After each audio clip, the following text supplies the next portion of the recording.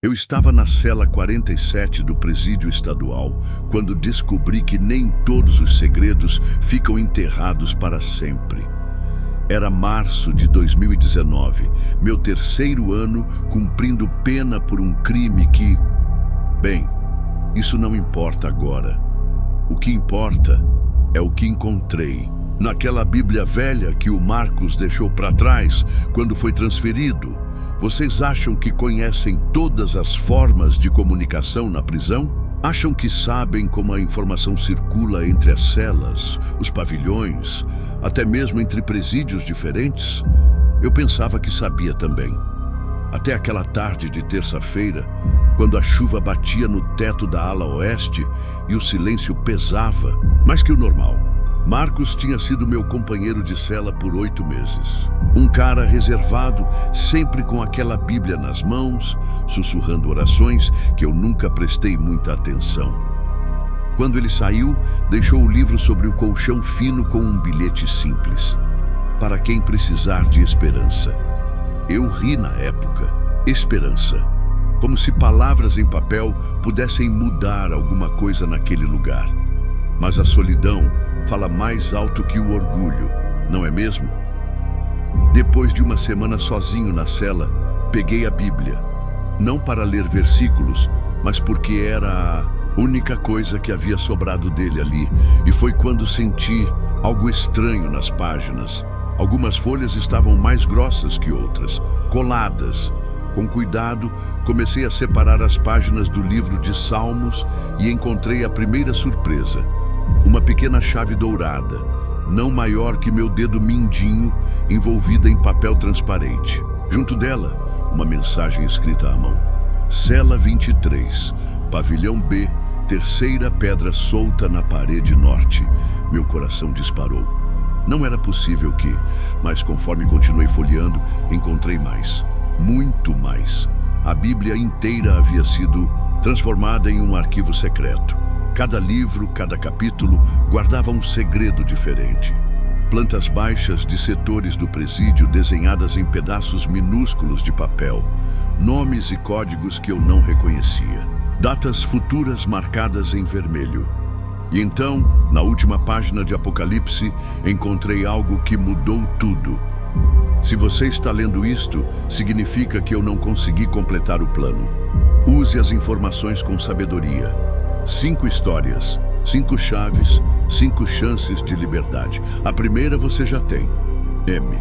Será que vocês conseguem imaginar o que passou pela minha cabeça naquele momento? Ali estava eu, condenado a mais 4 anos de prisão, segurando nas mãos o que parecia ser um mapa detalhado de quê, exatamente? Fugas? Esquemas? Ou algo muito pior? A primeira chave me levou até a cela 23, exatamente onde Marcos havia indicado. Era uma cela abandonada, usada como depósito de materiais de limpeza. A terceira pedra da parede norte estava mesmo solta. Atrás dela, encontrei um pequeno buraco e dentro dele um pacote plástico contendo documentos que me fizeram questionar tudo que eu achava que sabia sobre aquele lugar. Eram cópias de fichas disciplinares, relatórios médicos, registros de visitas, mas não eram documentos aleatórios. Todos pertenciam a detentos que haviam morrido por causas naturais nos últimos 2 anos. E todos tinham uma coisa em comum. Tinham descoberto algo que não deveriam ter descoberto. A segunda história começou quando encontrei a chave escondida no livro de Êxodo. Esta me levou até o setor médico, durante o horário do almoço, quando a enfermaria ficava praticamente vazia. A chave abria um arquivo metálico, onde encontrei prontuários médicos que... Como posso explicar isso sem soar como teoria da conspiração? Medicamentos que não constavam nos registros oficiais estavam sendo administrados em determinados presos. Sempre os mesmos perfis. Jovens, saudáveis, sem família, visitando regularmente. E todos apresentavam complicações súbitas após algumas semanas de tratamento. Marcos havia documentado tudo meticulosamente, com datas, horários, nomes dos times responsáveis. Eles estão testando algo em nós, dizia uma anotação na margem de um dos prontuários. Como se fôssemos ratos de laboratório. Vocês acham que eu estava paranoico? Que a prisão estava me deixando maluco? Eu mesmo cheguei a pensar isso, até encontrar a terceira chave no livro de Daniel e descobrir que o buraco do coelho era muito mais profundo do que imaginava. A terceira chave abria uma pequena sala no subsolo, acessível apenas através de um duto de ventilação. Como Marcos havia conseguido mapear aquilo? Como ele sabia sobre a existência de salas secretas embaixo? Do presídio? Dentro dessa sala, encontrei equipamentos que definitivamente não faziam parte de uma penitenciária comum.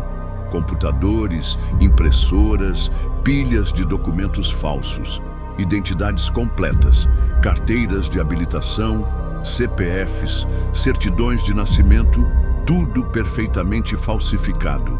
E o mais assustador, algumas dessas identidades pertenciam a presos que eu conhecia pessoalmente. Presos que haviam fugido nos últimos meses. Será que eles realmente tinham fugido? Ou será que haviam recebido identidades novas e uma vida nova em troca de silêncio sobre o que viram ali dentro? Se essa história te lembra algo, compartilha comigo nos comentários, porque tenho a sensação de que não sou o único que passou por isso. A quarta chave estava escondida entre as páginas de Mateus e ela me levou até a biblioteca da prisão.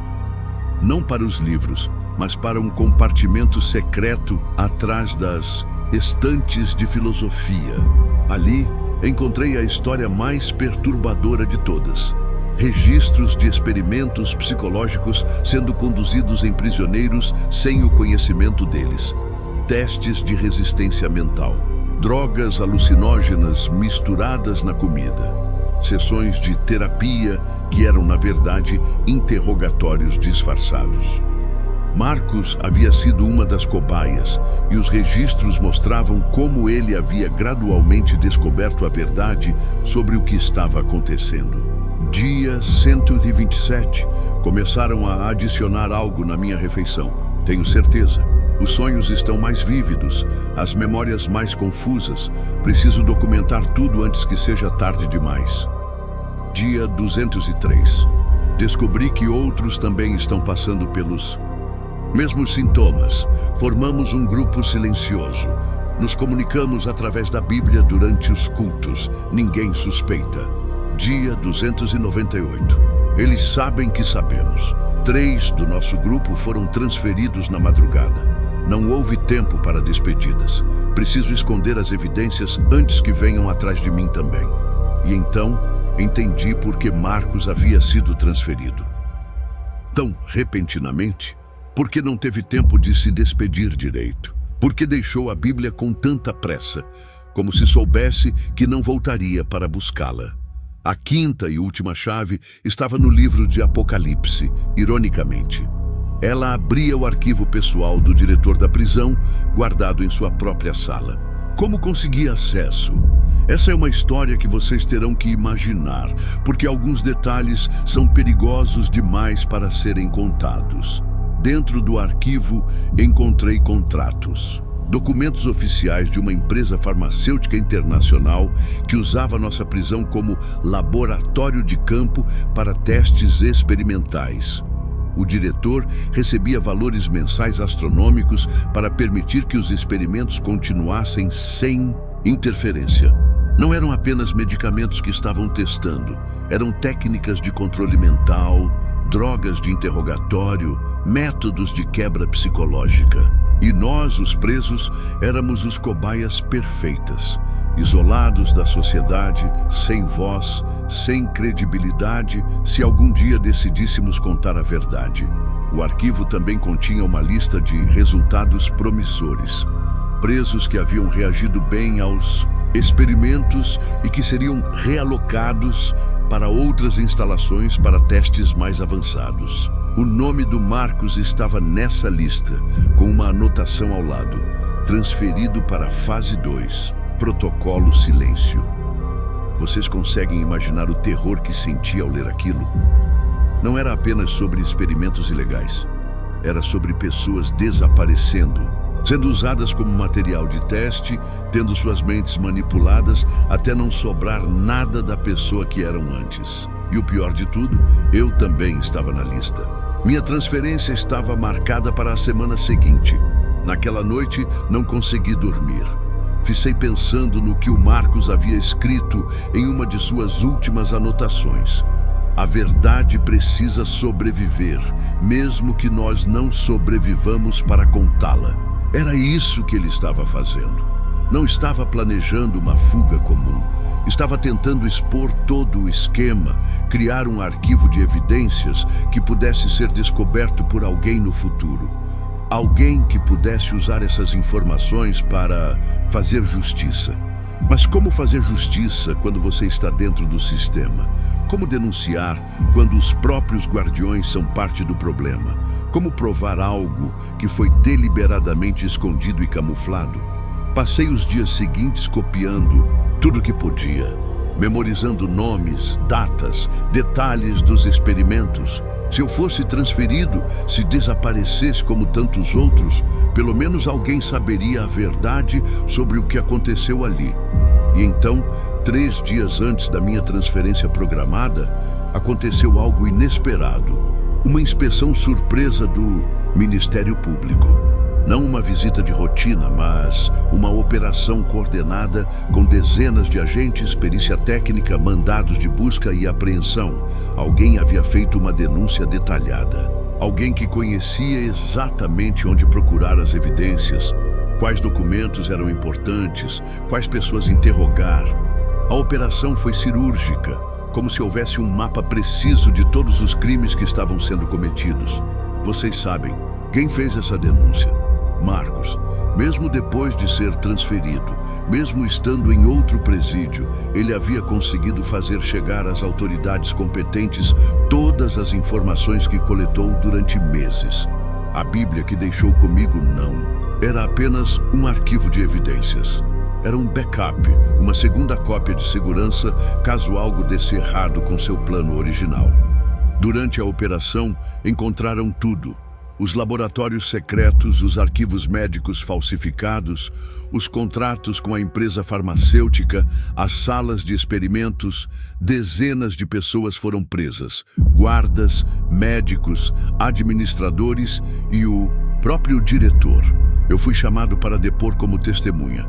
Contei tudo o que sabia. Mostrei onde havia encontrado cada evidência. Expliquei como Marcos havia documentado cada crime.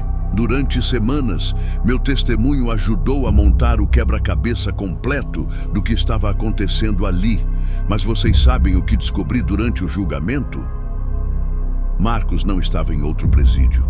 Ele nunca havia sido transferido. Ele estava morto há 3 meses, encontrado em sua cela com sinais de suicídio. A transferência havia sido uma farsa para justificar seu desaparecimento. Isso significava que alguém mais havia feito a denúncia usando as informações que ele coletou. Alguém que teve acesso aos mesmos arquivos, que conhecia os mesmos segredos, que decidiu continuar o trabalho dele depois de sua morte. E então, entendi a verdadeira genialidade do plano do Marcos. Ele não havia trabalhado sozinho. A rede de comunicação através das Bíblias, os grupos silenciosos durante os cultos, as informações compartilhadas entre presos de diferentes celas. Ele havia criado uma rede de resistência dentro da própria prisão. Quando ele morreu, outros continuaram seu trabalho. Outros coletaram evidências, outros fizeram denúncias, outros arriscaram suas vidas para expor a verdade. A Bíblia que chegou até mim era apenas uma pequena parte de um sistema muito maior. Você teria feito o mesmo no meu lugar. Me diga abaixo, porque coragem não é não ter medo. É fazer a coisa certa mesmo quando você está morrendo de medo. Durante o julgamento, descobri que não éramos os únicos. O esquema se estendia para outras prisões do Estado, outras empresas farmacêuticas, outros experimentos ainda mais perturbadores. O que Marcos havia descoberto em nossa prisão era apenas a ponta do iceberg. Centenas de presos haviam sido usados como cobaias ao longo de anos. Muitos morreram, outros desapareceram, alguns tiveram suas mentes permanentemente danificadas pelos experimentos. Famílias inteiras nunca souberam o que realmente aconteceu com seus entes queridos, mas graças ao trabalho do Marcos e de todos os outros que arriscaram tudo para expor essa verdade, o esquema foi desmantelado. As empresas foram processadas, os responsáveis foram condenados, as vítimas receberam compensações. Não que dinheiro possa apagar o trauma ou trazer de volta quem perdemos, mas pelo menos a verdade veio à tona. Eu cumpri o resto da minha pena em outra instituição, desta vez uma prisão de verdade, não um laboratório disfarçado. Foi estranho viver em um presídio normal depois de tudo que havia passado. Às vezes, eu acordava no meio da noite procurando por chaves escondidas, imaginando que segredos poderiam estar guardados nas paredes ao meu redor. Quando saí em liberdade, visitei o túmulo do Marcos. Não havia muita coisa para dizer, só obrigado. Obrigado por ter sido corajoso o suficiente para documentar a verdade. Obrigado por ter criado um sistema que sobreviveu à sua própria morte. Obrigado por ter me dado a chance de fazer parte de algo maior que eu mesmo. Hoje, anos depois, ainda penso nas 5 chaves e nas 5 histórias que elas revelaram. Penso em quantos outros segredos ainda estão escondidos por aí, esperando para serem descobertos. Penso em quantas outras pessoas estão passando por situações parecidas neste exato momento, sem saber que não estão sozinhas. A primeira história me ensinou que a morte natural nem sempre é natural. A segunda me mostrou que nossos corpos podem ser usados sem nosso consentimento. A terceira revelou que identidades podem ser apagadas e recriadas.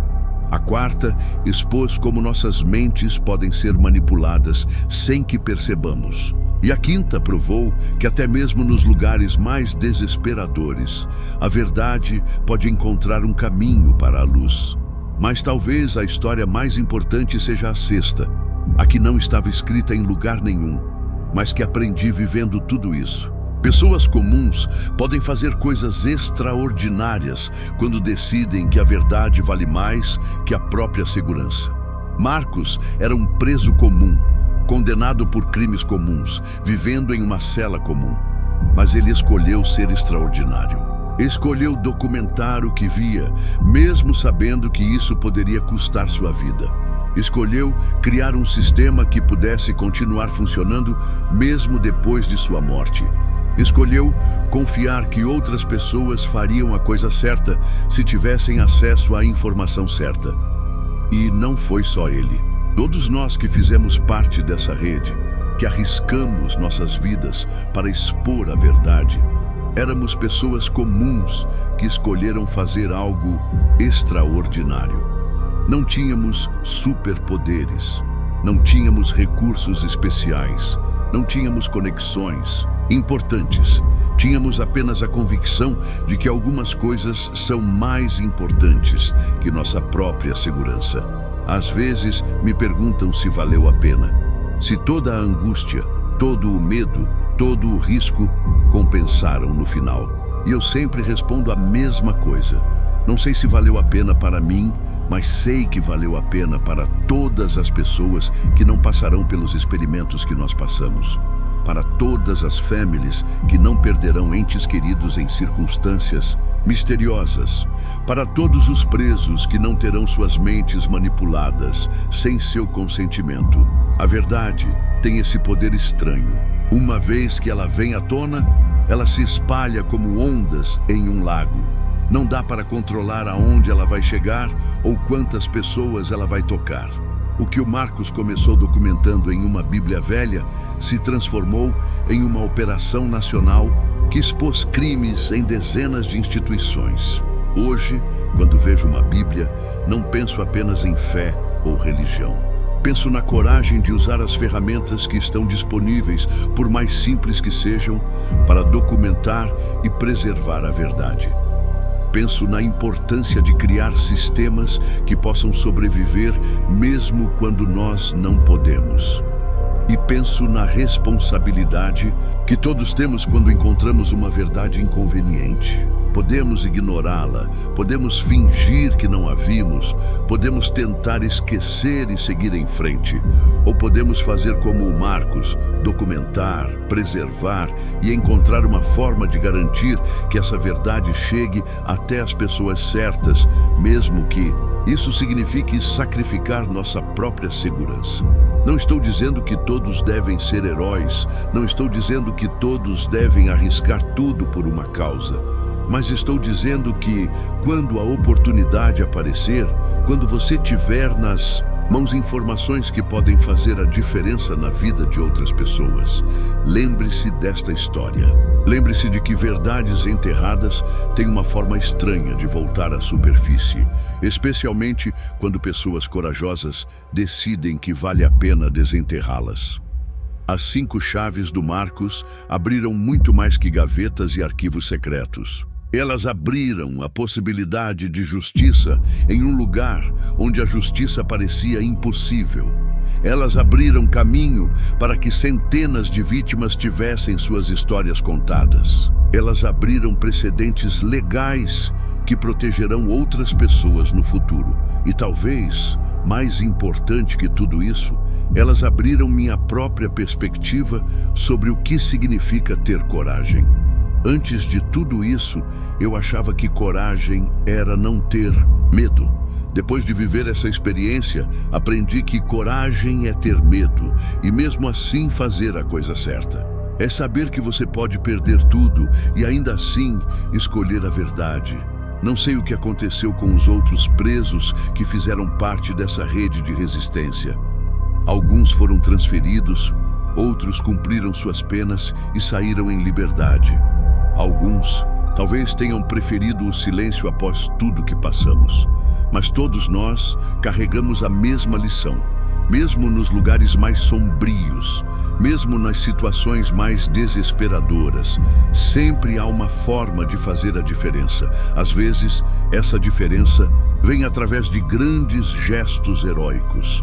Às vezes, vem através de pequenas ações consistentes. No caso do Marcos, veio através de uma Bíblia velha e 5 pequenas chaves que abriram as portas para uma das maiores operações contra experimentos ilegais em presídios na história do país. Quando penso em tudo o que aconteceu, fico impressionado com a complexidade do sistema que ele criou. Não era apenas sobre esconder evidências, era sobre criar redundâncias, garantir que múltiplas pessoas tivessem acesso às informações, estabelecer protocolos para que o trabalho continuasse mesmo se alguns membros da rede fossem descobertos. Era sobre transformar uma religião em ferramenta de resistência, usar a fé como disfarce para ativismo, converter orações em código e rituais em reuniões de planejamento. Era genial na sua simplicidade e eficaz na sua execução. Mas além de toda a estratégia e planejamento, havia algo mais profundo. A crença de que cada pessoa tem valor, de que cada vida importa, de que ninguém deveria ser tratado como objeto de experimentos. Era essa convicção moral que dava força ao sistema todo, que motivava pessoas comuns a fazerem coisas extraordinárias. E é essa mesma convicção que me motiva hoje a contar essa história.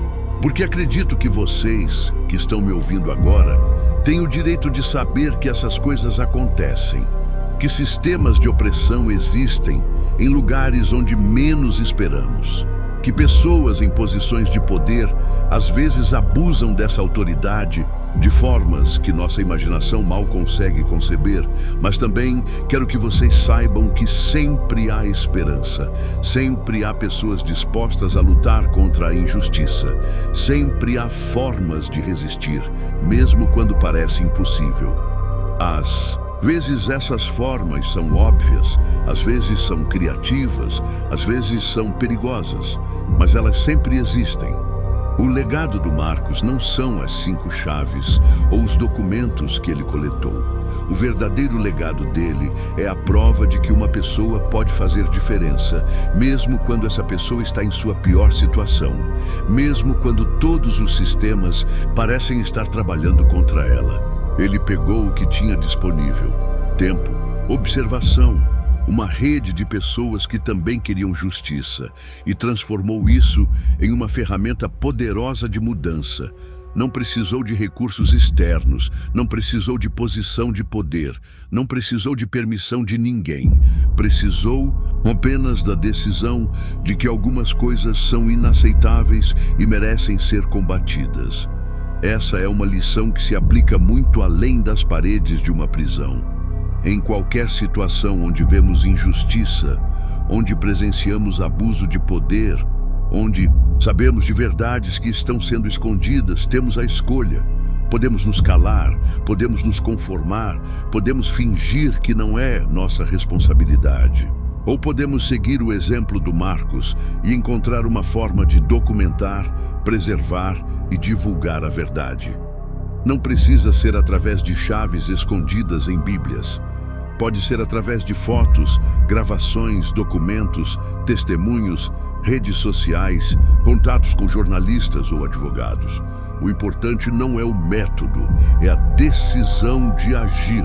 E é por isso que decidi compartilhar essa história com vocês. Porque acredito que em algum lugar, alguém que está me ouvindo agora pode estar passando por uma situação parecida. Pode estar vendo coisas que não deveria estar vendo, sabendo de coisas que deveriam ser expostas, tendo acesso a informações que poderiam fazer diferença na vida de outras pessoas. Se essa pessoa existe, se você existe, quero que saiba que não está sozinho, que outros já passaram por isso antes, que é possível fazer diferença mesmo quando parece impossível, que a verdade tem uma forma estranha de encontrar seu caminho para a luz, especialmente quando pessoas corajosas decidem que vale a pena ajudá-la nessa jornada. As 5 histórias que descobri através das chaves do Marcos são apenas uma pequena amostra das injustiças que acontecem em lugares escondidos todos os dias. Mas são também uma prova de que essas injustiças podem ser expostas, que os responsáveis podem ser punidos, que as vítimas podem receber alguma forma de justiça. Não vai ser fácil. Nunca é. Haverá riscos, haverá medos, haverá momentos em que você vai querer desistir. Mas se você decidir seguir em frente, se decidir que a verdade vale mais que sua própria comodidade, você vai descobrir que tem mais força do que imagina. E você vai descobrir que não está sozinho, que existem outras pessoas, em outros lugares, fazendo as mesmas escolhas difíceis, correndo os mesmos riscos, lutando pelas mesmas causas. Vocês podem nunca se conhecer pessoalmente, mas fazem parte da mesma rede invisível de resistência contra a injustiça. Essa rede existe há muito tempo e vai continuar existindo enquanto houver pessoas dispostas a escolher a verdade em vez do silêncio. Cada geração tem seus próprios marcos, suas próprias chaves escondidas, suas próprias formas de documentar e preservar verdades inconvenientes. A nossa geração teve o Marcos e sua Bíblia. A próxima geração terá outras pessoas, outras ferramentas, outras estratégias. Mas o princípio será o mesmo. Pessoas comuns fazendo escolhas extraordinárias porque acreditam que cada vida tem valor e que a verdade sempre vale a pena ser defendida. E é assim que mudanças reais acontecem. Não através de grandes discursos ou manifestos grandiosos, mas através de pequenas ações consistentes de pessoas que decidem que algumas coisas são inaceitáveis. Através de documentos coletados pacientemente evidências preservadas cuidadosamente, redes de apoio construídas discretamente, através de chaves escondidas em lugares improváveis, esperando que as pessoas certas as encontrem no momento certo. Obrigado por me acompanhar até o fim. Ainda há muitas vozes esperando para serem ouvidas. Continuação. Mas esta história não termina com minha liberdade, ou mesmo com o julgamento dos responsáveis. Na verdade, ela continua de formas que eu nunca poderia ter imaginado naquela primeira noite quando encontrei a chave na Bíblia do Marcos. 6 meses após minha soltura, recebi uma carta em casa. Não tinha remetente, apenas meu nome escrito à mão no envelope. Dentro, uma única folha de papel com uma mensagem que fez meu sangue gelar. A rede ainda existe. Precisamos da sua ajuda. Junto com a mensagem, havia uma foto.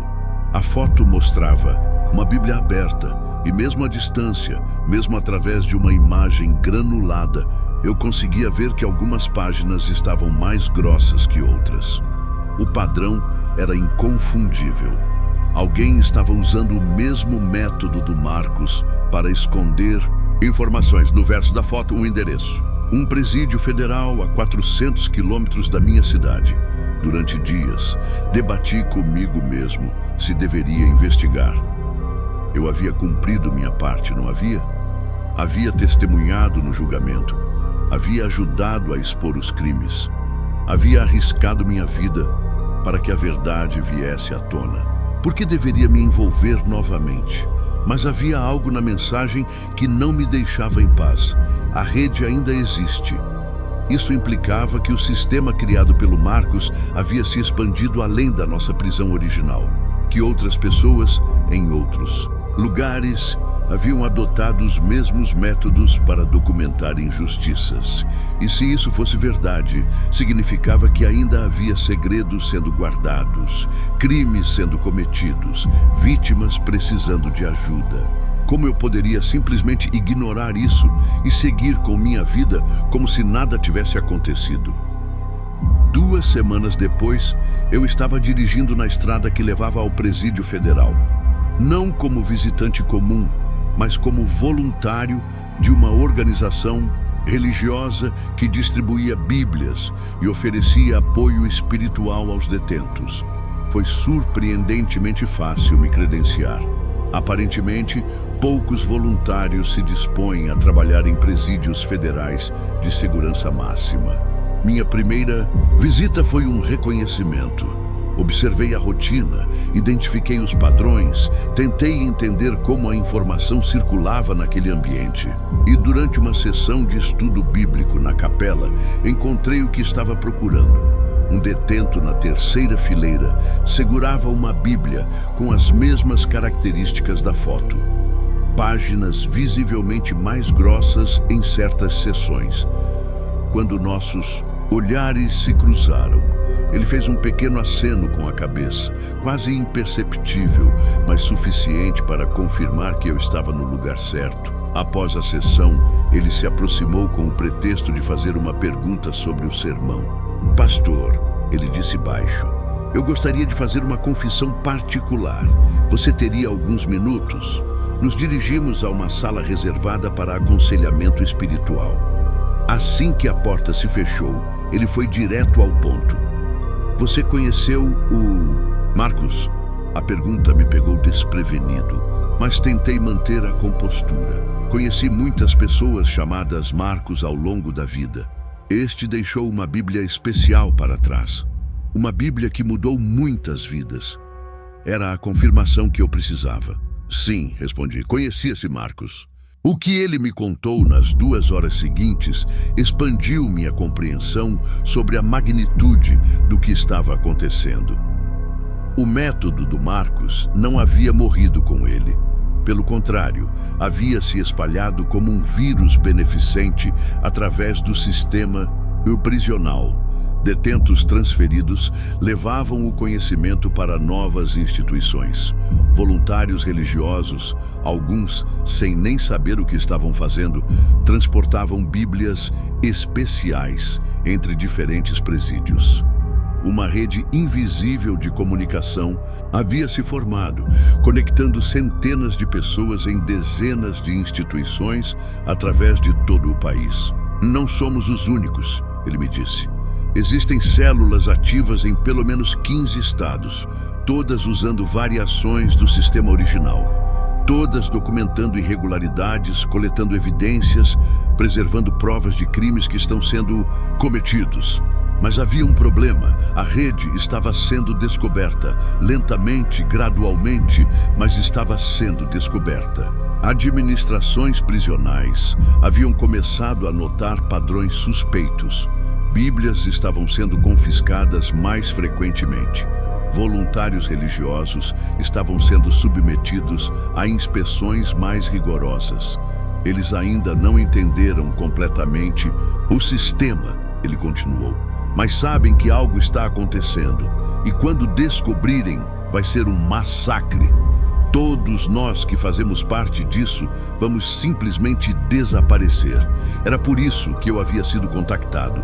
Eles precisavam de alguém do lado de fora, alguém com credibilidade, alguém que pudesse servir como ponte entre a rede interna e o mundo exterior.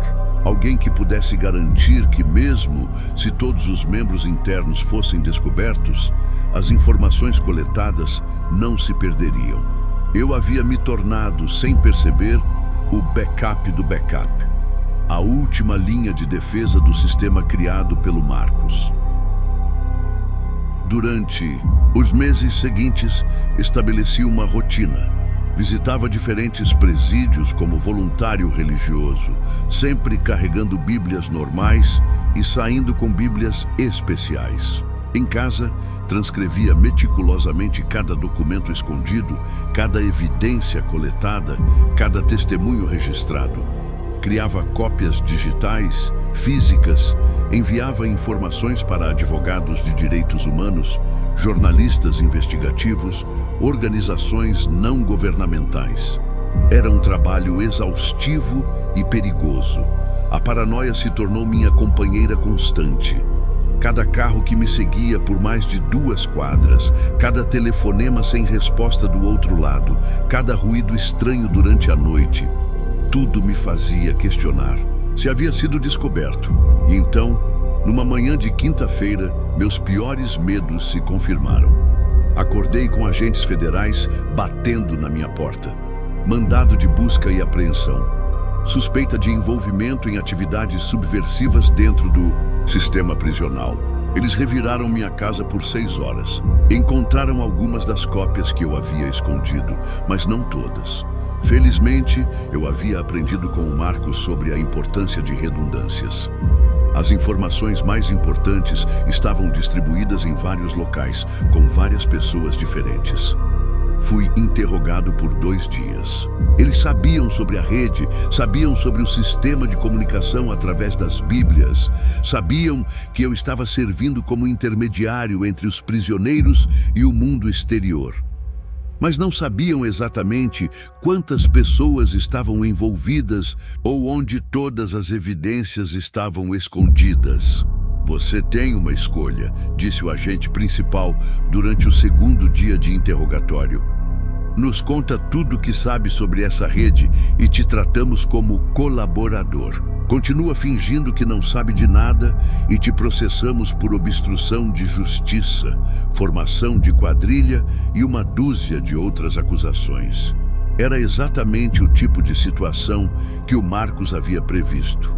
Por isso, ele havia criado um sistema que pudesse continuar funcionando mesmo quando pessoas-chave fossem removidas. Por isso, ele havia insistido na importância de compartimentalizar informações, de garantir que ninguém soubesse de tudo. Não sei do que vocês estão falando, eu respondi. Sou apenas um voluntário religioso, tentando ajudar pessoas que precisam de apoio espiritual. Eles não acreditaram, é claro, mas sem evidências sólidas de crimes específicos, não podiam me manter detido indefinidamente. Depois de 72 horas, fui liberado com a condição de não me aproximar de nenhuma instituição prisional. Foi então que percebi a verdadeira genialidade do sistema do Marcos. ele havia previsto que isso aconteceria, que eventualmente as autoridades descobririam a rede e tentariam desmantelá-la. Por isso ele havia criado não apenas um sistema de comunicação, mas um sistema de sucessão. Quando eu fui neutralizado, outros assumiram meu papel. Quando eles fossem descobertos, outros assumiriam o deles. A rede não dependia de nenhuma pessoa específica para continuar funcionando. Era como uma hidra. Cortava uma cabeça, nasciam duas no lugar. E as evidências que havíamos coletado, elas começaram a surgir de formas que nem eu, nem os agentes federais esperávamos. Documentos apareceram nas mesas de jornalistas investigativos. Cópias de arquivos foram enviadas anonimamente para organizações de direitos humanos. Testemunhos detalhados chegaram às mãos de advogados especializados em casos de abuso de poder. O mais impressionante é que ninguém conseguia rastrear a origem dessas informações. Elas simplesmente apareciam, sempre no momento certo, sempre nas mãos das pessoas certas, como se houvesse uma inteligência invisível coordenando tudo, garantindo que cada peça do quebra-cabeça chegasse ao seu destino final. Durante os 2 anos seguintes, uma série de escândalos abalou o sistema prisional nacional. Experimentos médicos ilegais em pelo menos 8 estados. Esquemas de corrupção envolvendo transferências fraudulentas de prisioneiros. Casos de tortura psicológica sistematizada. Programas de reabilitação que eram, na verdade, projetos de controle mental. Cada escândalo era meticulosamente documentado, com evidências irrefutáveis, testemunhas credíveis, documentos que comprovavam cada alegação. Era como se alguém houvesse passado anos coletando provas, esperando o momento certo para expor tudo de uma só vez. E em cada caso, quando jornalistas tentavam rastrear a origem das informações, encontravam sempre a mesma pista. Bíblias com páginas modificadas, encontradas em celas de prisioneiros que haviam se suicidado ou sido transferidos misteriosamente logo antes das investigações começarem. Foi então que entendi a verdadeira dimensão do legado do Marcos. Ele não havia criado apenas um método para expor crimes. Ele havia criado um movimento, uma filosofia, uma forma de resistência que transcendia qualquer pessoa individual. O sistema havia evoluído muito além do que ele provavelmente imaginou quando escondeu aquela primeira chave na Bíblia. Havia se tornado uma força autônoma, alimentada pela convicção de centenas de pessoas de que algumas verdades são importantes demais para serem enterradas. E essa força continuava crescendo. Relatos começaram a chegar de outros países, outros sistemas prisionais, outras formas de opressão institucional sendo expostas através de métodos similares. A ideia havia se espalhado além das fronteiras nacionais, além do contexto original das prisões. Trabalhadores em fábricas usavam o mesmo princípio para documentar violações de segurança do trabalho. Pacientes em hospitais psiquiátricos coletavam evidências de maus tratos usando técnicas similares. Estudantes em internatos abusivos criaram suas próprias redes de comunicação baseadas nos mesmos conceitos. O que havia começado como a desesperada tentativa de um prisioneiro de documentar experimentos ilegais havia se transformado em um modelo global de resistência contra abuso de poder institucional. Mas talvez o aspecto mais impressionante de tudo, isso seja como o sistema se mantém fiel aos princípios originais do Marcos. Não há líderes conhecidos, não há organizações formais, não há estruturas hierárquicas. É um movimento verdadeiramente horizontal, onde cada participante contribui conforme suas possibilidades e capacidades. E é um movimento que prioriza a proteção das vítimas acima de tudo. As evidências são coletadas e preservadas, mas só são divulgadas quando há garantias de que as pessoas envolvidas estarão seguras. Ninguém é exposto desnecessariamente, ninguém é forçado a se colocar em risco. É um movimento que entende que a verdade por si só não é suficiente. É preciso criar condições para que essa verdade possa ser ouvida, acreditada e transformada em mudanças concretas. Por isso, a importância de envolver jornalistas, advogados, organizações de direitos humanos, autoridades competentes.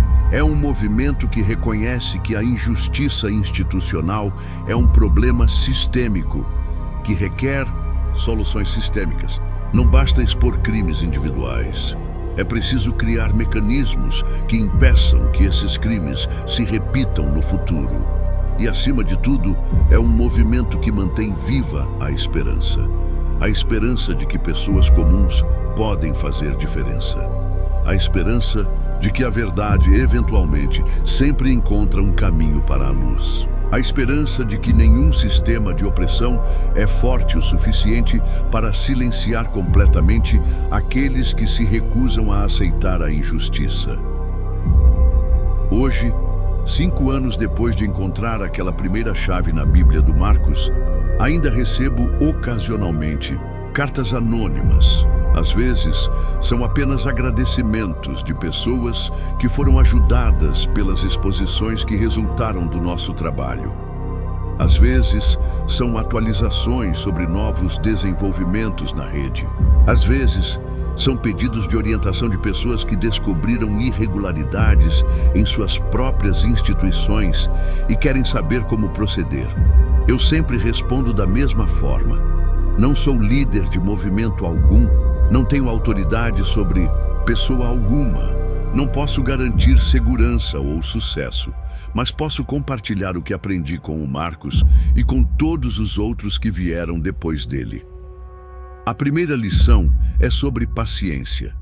Mudanças reais levam tempo.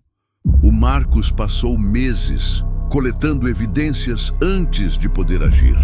Nós passamos anos desenvolvendo a rede antes que ela se tornasse verdadeiramente eficaz. Não existem soluções rápidas para problemas sistêmicos. A segunda lição é sobre humildade. Nenhum de nós é indispensável. O sistema deve poder funcionar sem qualquer pessoa específica. Nosso papel é contribuir enquanto podemos e criar condições para que outros possam continuar quando não pudermos mais. A terceira lição é sobre colaboração. Nenhuma pessoa sozinha pode enfrentar sistemas inteiros de opressão. É preciso encontrar aliados, criar redes, compartilhar responsabilidades. E é preciso aprender a confiar em pessoas que você talvez nunca conheça pessoalmente. A quarta lição é sobre propósito. Não fazemos isso por glória pessoal ou reconhecimento público. Fazemos porque acreditamos que é a coisa certa a fazer. Porque acreditamos que cada pessoa tem direito à dignidade e que nenhuma instituição deveria estar acima da lei. E a quinta lição, talvez a mais importante, é sobre esperança. Mesmo nos lugares mais sombrios, mesmo nas situações mais desesperadoras, sempre há algo que pode ser feito. Sempre há uma forma de resistir, de documentar, de preservar a verdade, até que chegue o momento certo de trazê-la à luz. Essas 5 lições, aprendidas através de 5 chaves escondidas em uma Bíblia, continuam guiando pessoas em todo o mundo que escolheram não aceitar a injustiça como inevitável, que escolheram acreditar que a verdade importa, que a dignidade humana é inviolável, que sistemas podem ser mudados quando pessoas suficientes decidem que a mudança é necessária. O legado do Marcos não são as específicas evidências que ele coletou ou os crimes específicos que ele ajudou a expor. O verdadeiro legado dele é a prova de que pessoas comuns, usando ferramentas simples, podem criar movimentos extraordinários de transformação social. E esse legado continua vivo. Em cada presídio, onde um detento decide documentar irregularidades em vez de aceitar passivamente. Em cada hospital, onde um funcionário escolhe preservar evidências de maus tratos. em cada escola onde um professor se recusa a ser cúmplice de abusos, em cada local de trabalho onde um empregado decide que algumas coisas são importantes demais para serem ignoradas. Todos esses são filhos espirituais do Marcos. Todos fazem parte da mesma família invisível de pessoas que acreditam que a verdade vale mais que a comodidade pessoal, que acreditam que cada vida tem valor e que nenhuma injustiça é pequena demais para ser combatida.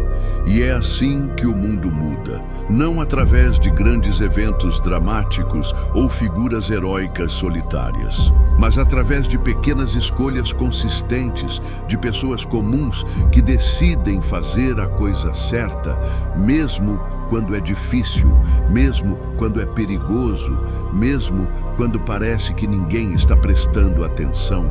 As 5 chaves do Marcos abriram muito mais que gavetas e arquivos.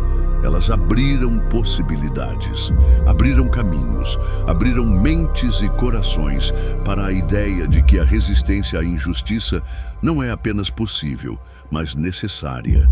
E que essa resistência pode assumir formas criativas, sutis, mas extraordinariamente eficazes. Cada pessoa que ouve esta história agora tem suas próprias 5 chaves, 5 oportunidades de fazer diferença, 5 chances de escolher a verdade em vez do silêncio, 5 possibilidades de contribuir para um mundo onde a justiça não seja um privilégio, mas um direito universal.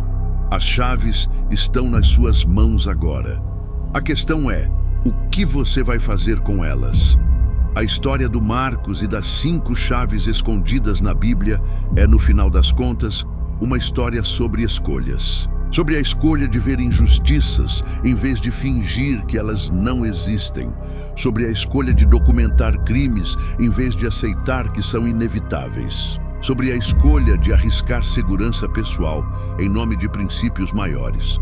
Mas talvez, mais importante que tudo isso, é uma história sobre a escolha de acreditar que mudanças são possíveis, que sistemas podem ser transformados, que verdades enterradas podem ser desenterradas, que vozes silenciadas podem encontrar formas de serem ouvidas.